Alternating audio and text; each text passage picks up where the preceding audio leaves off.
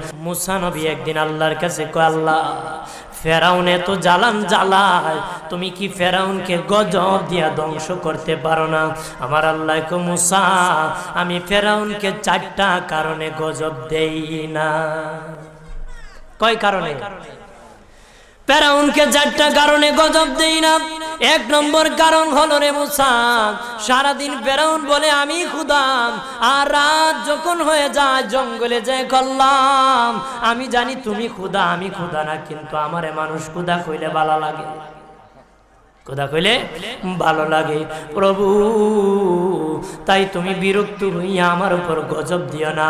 আল্লাহ বলে, মুসা রে ওই ফেরাউনের রাত্রির দুয়ার কারণে আমি আল্লাহ তার উপর গজব দেই না। 2 নম্বর কারণ হলো, আরে মুসা তোমার মুখে দাড়ি, ফেরাউনের মুখে দাড়ি, তোমার বরণে জুব্বা, ফেরাউনের বরণে জুব্বা, তোমার মাথায় পাগড়ি, ফেরাউনের মাথায় পাগড়ি। আমি যদি গজব দিই, জুব্বার বেজ্জতি হবে, পাগড়ির বেজ্জতি হবে, দাড়ির বেজ্জতি হবে।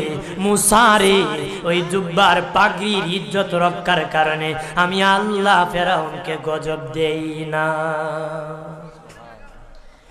3 নম্বর কারণ হলো, আল্লাহ বলেন মুসা রে মুসা 3 নম্বর কারণ হলো, ফেরাউনের বাড়িতে একটা এতিমখানা আছে, প্রতিদিন দুপুর বেলায় এতিমরা ফেরাউনের বাড়িতে মেহমানদারি করে।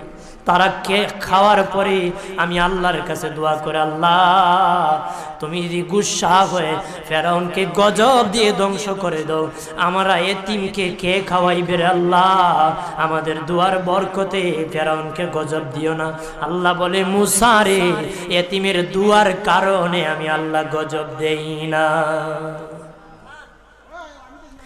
4 নম্বর কারণ, আল্লাহ বলেন মুসা ফেরাউনের একটা মাছ বিদ্ধ, হাঁটতে পারে না, ফেরাউন নিজ হাতে নিয়ে গোসল করায়, নিজ হাতে মায়ের শরীরে তৈল লাগায় দেয়, নিজ হাতে ফেরাউন খাওয়ায় দেয়।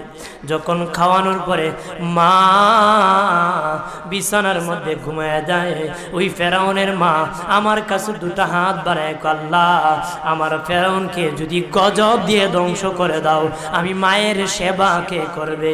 আল্লাহ বলেন, মুসা রে ফেরাউনের মায়ের দুয়ার কারণে আমি আল্লাহ গজব দেই না।